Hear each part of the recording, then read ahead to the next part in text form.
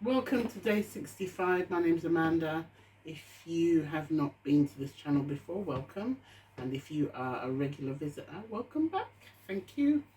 So today is day 65 and it's called the Agreement, which can be found in Exodus 24. Many hundreds of years before Moses, this is time, God had called Abraham and made an agreement or covenant with him. God promised Abraham that he would have many descendants and that through them God would bless the whole world. Now those descendants had grown into a nation of Israel. God told Moses that he wanted to make a covenant with the whole people of Israel. God's side of the covenant would be to take care of them and bring them safely to the land he had promised them. They would be his special people. Moses told everyone this good news of God's promise.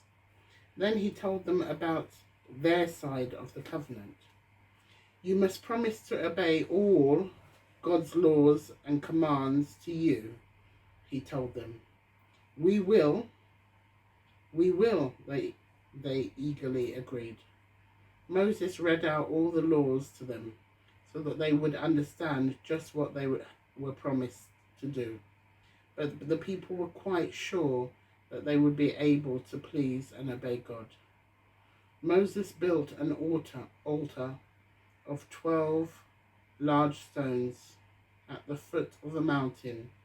Each stone stood for one of the 12 tribes or clans descended from the son of Israel, Jacob's new name. Then Moses took the blood of some of the animals killed for sacrifice and sprinkled it on the people to help them understand that a solemn covenant had been made. It was a way of signing the agreement.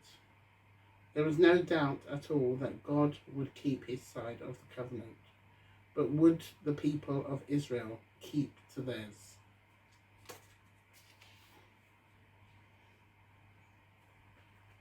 What do you think? Did they keep to theirs, and would you be able to keep to yours?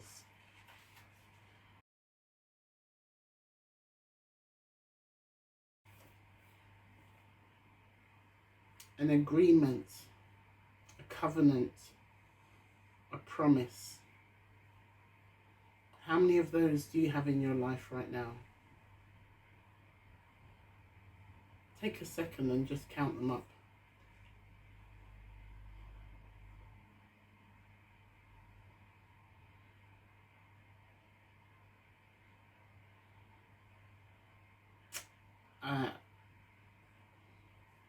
I have probably about 10 covenants. I have a covenant with God, a relationship and an agreement with God. I have a covenant with my husband. I have a covenant with over my house. I have a covenant for various providers of services to my house.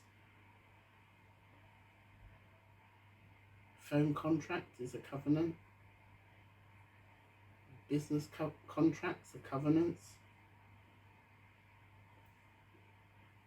A parenting contract with my children, which is a covenant that I went into, and they had no choice really. My children had no choice on the covenant that I had with them or for them. So it's a duty that I signed up for, and hopefully I'm honouring my part, and hopefully they will honour theirs too. A lot of covenants that we have over our lives or within our lives.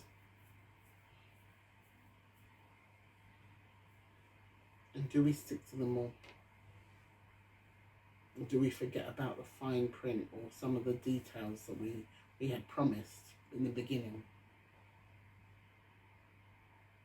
I remember hearing somebody say, did you, once you married your husband or married your wife, did they change? Did they start getting lazy? Did they stop taking you out on dates? Did they stop buying you flowers or gifts? Did they stop? did the covenant change once you signed the marriage certificate?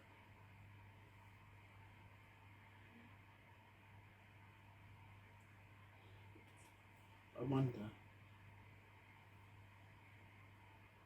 Why not take the time today to think about the different covenants that you have and whether you're honouring them, or whether they're things that you no longer want to be involved in. I pray that your marriage you do, and your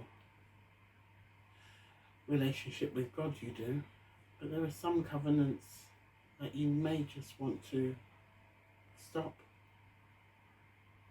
Maybe the new word for covenant now is subscription. Are there some subscriptions that you need to get rid of? Are there some subscriptions, I'm not even saying the word properly, are there some subscriptions that you need to review? Have you got a subscription for something that is just going out of your bank and you're not paying attention to it? I challenge you this weekend or over the next few days, have a look at your subscriptions, have a look at your covenants, have a look at the contracts and agreements that you have, and review them. Make a decision whether they're working for you or they're working against you. God bless you.